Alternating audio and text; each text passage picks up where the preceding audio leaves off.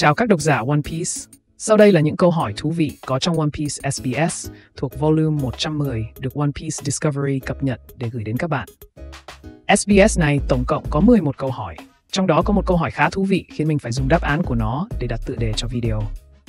Trước khi bắt đầu nội dung của video này, đừng quên bấm thích, đăng ký kênh và kích hoạt chuông thông báo nhé. Như vậy, bạn sẽ không bỏ lỡ điều gì cả. Giờ hãy đến với chi tiết các câu hỏi thú vị đã được tiết lộ. Let's go!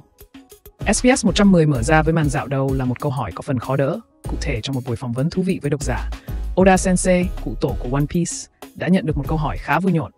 Một độc giả gửi lời cảm ơn và hỏi thầy rằng có bao giờ muốn hét to lên để giải tỏa tinh thần không? Và nếu có thì sẽ muốn hét điều gì? Độc giả còn đưa ra 3 lựa chọn cho Oda. Lựa chọn thứ nhất, SBS bắt đầu ngay bây giờ. Lựa chọn thứ hai, thầy vừa nói đó. Và lựa chọn cuối cùng, tôi muốn đội quần lót lên đầu để thay đổi không khí. Trước tình huống này, Oda Sensei tỏ ra hào hứng và kêu lên, đây là cơ hội của tôi.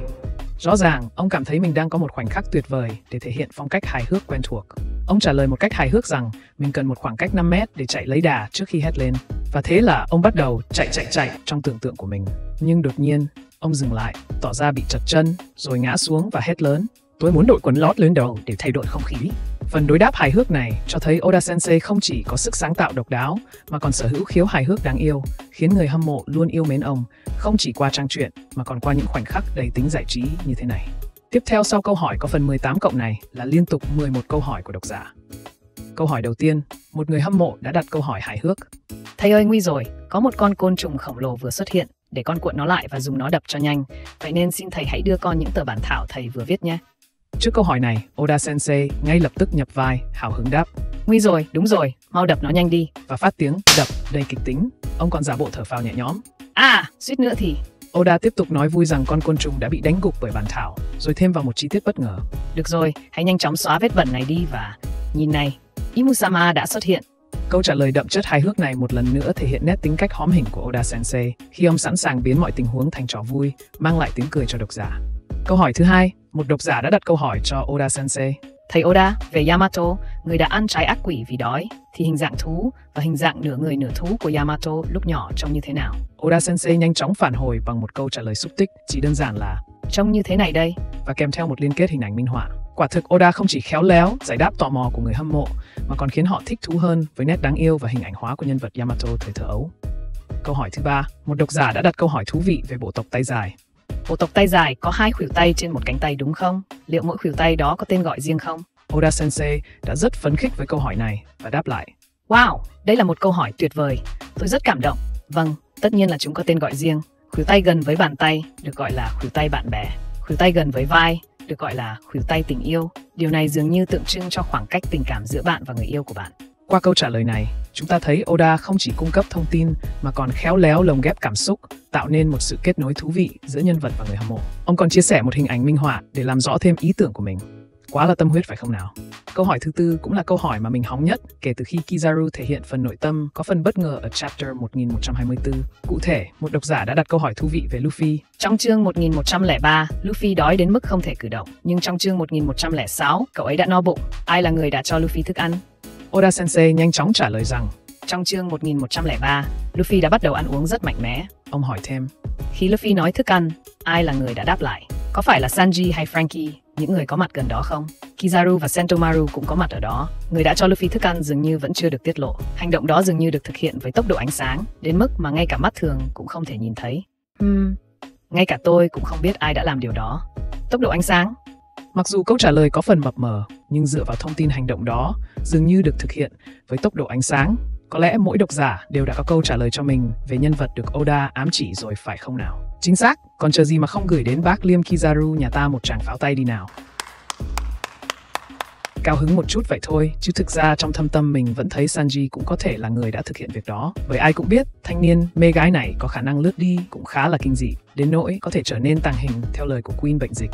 Tuy nhiên, mình vẫn quyết tất tay all in vào sự lựa chọn dành cho bác Liêm nhé. Câu hỏi thứ 5, một độc giả bày tỏ niềm yêu thích với các thành viên của tổ chức SWORD và đã hỏi.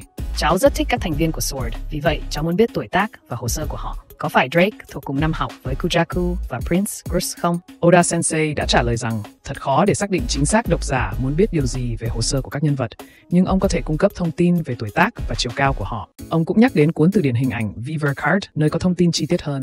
Oda không ngần ngại nói rằng ông không muốn khuyến khích người hâm mộ mua sách bằng những câu nói khiếm nhã như "Tôi không viết điều này ở đây trong SBS đâu." Ông lập tức cung cấp thông tin cụ thể. Drake, cựu đô đốc, 33 tuổi, cao 233 cm.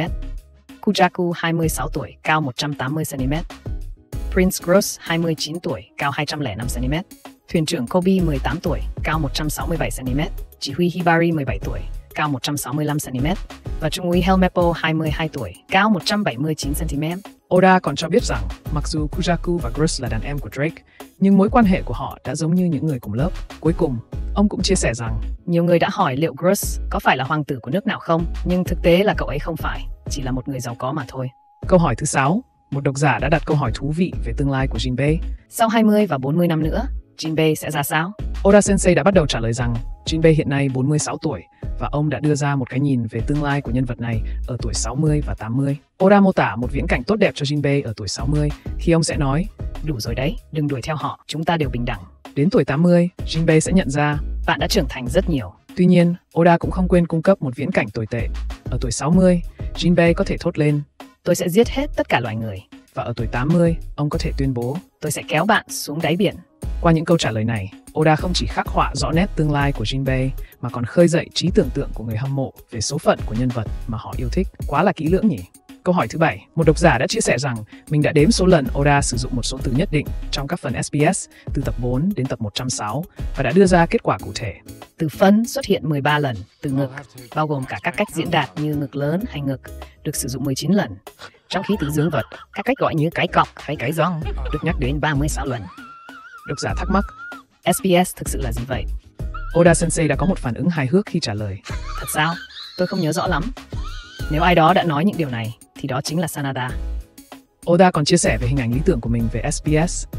Tôi tưởng tượng nó như một khu rừng yên tĩnh, với ánh sáng mặt trời lọt qua những tán cây, một không gian sạch sẽ đầy chim nhỏ và sóc đang chơi đùa. Đó là lý do tại sao, làm ơn đừng đếm những thứ như thế nữa. Nể cái ông dành thời gian ngồi đếm mấy cái như vậy thực sự. Câu hỏi thứ 8, Oda đã nhận được một bưu thiếp từ một độc giả nhỏ tuổi, dù không rõ độ tuổi cụ thể, nhưng có thể đoán là từ một học sinh trung học.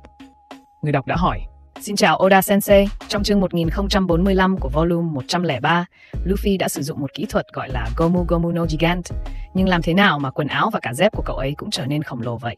Xin hãy cho chúng tôi biết. Oda Sensei đã phản hồi với giọng điệu hài hước: Được rồi, lắng nghe kỹ đây, Yuma-kun.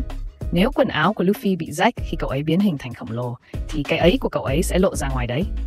Câu trả lời này không chỉ thể hiện sự dí dỏm của Oda, mà còn cho thấy ông luôn sẵn sàng tham gia vào những câu hỏi thú vị từ người hâm mộ, bất kể tuổi tác của họ. Câu hỏi thứ 9. Một độc giả đã đặt câu hỏi về trang phục của 5 lão nhân, hỏi rằng liệu những bộ đồ mà họ mặc có phải là hàng hiệu cao cấp không, và liệu có cửa hàng nào tại Mary Jo East chuyên phục vụ cho họ không. Độc giả cũng yêu cầu Oda tiết lộ thêm thông tin về nhà thiết kế. Oda đã đáp lại một cách hài hước rằng: tên của ông ấy là Giorgio Armani, một cách chơi chữ từ Giorgio Armani, cũng như nha trong tiếng Nhật là âm thanh mèo kêu. Ông ấy là một chuyên gia về quần áo thiết kế đến từ vương quốc Nagagutsu ở Biển Đông. Chỉ có 5 lão nhân mới được phép mặc những bộ đồ đặc biệt của ông ấy. Sự kết hợp giữa văn hóa và thời trang trong thế giới One Piece của Oda quá là thú vị các bạn nhỉ? Trí tưởng tượng của Oda quả là không đùa được. Câu hỏi thứ 10. Oda đã được hỏi về một trong 9 phó đô đốc đã đến Egghead, người mà độc giả cho rằng trông giống phó đô đốc Kadar đã xuất hiện trong quá khứ trên hòn đảo người cá. Độc giả thắc mắc liệu người này có được thăng chức hay không, và cũng yêu cầu Oda tiết lộ thông tin về các phó đô đốc khác. Oda đã xác nhận rằng độc giả đang đề cập đến Hound, và mặc dù Hound có vẻ giống Kadar, họ là hai người khác nhau. Tiếp theo, Oda đã cung cấp thông tin về 8 phó đô đốc còn lại. Đầu tiên là phó đô đốc Pomsky, người đã ăn trái Rako no Mi và trở thành người hải hổ với khả năng tấn công mạnh mẽ bằng vỏ sò. Thứ hai là phó đô đốc Doll, một võ sĩ với tâm hồn rock and roll. Tiếp theo là phó đô đốc Tosa, người có thể cắn bằng tay theo phong cách địa trả quyền.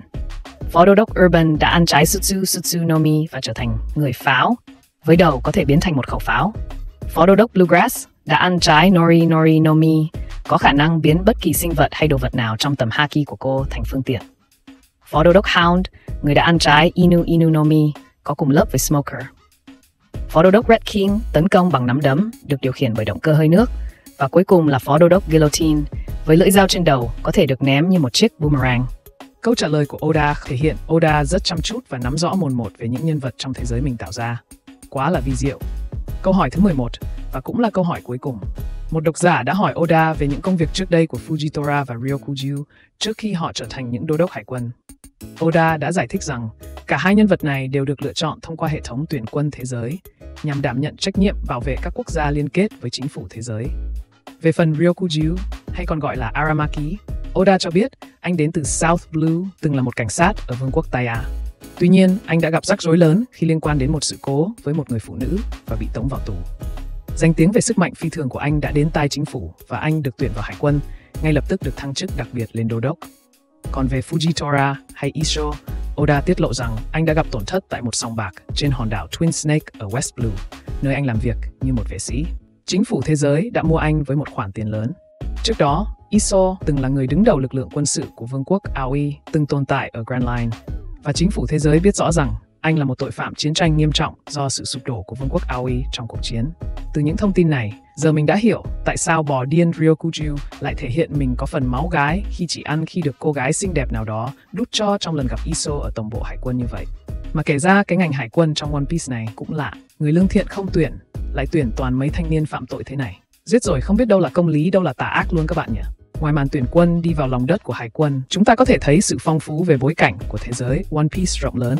Đây quả là một thế giới đáng để khám phá phải không nào? Và đó là tất cả những câu hỏi của One Piece SBS Volume 110 mà One Piece Discovery cập nhật được cho đến hiện tại. Hy vọng mang lại chút giây phút giải trí cho các bạn. Cảm ơn và hẹn gặp lại.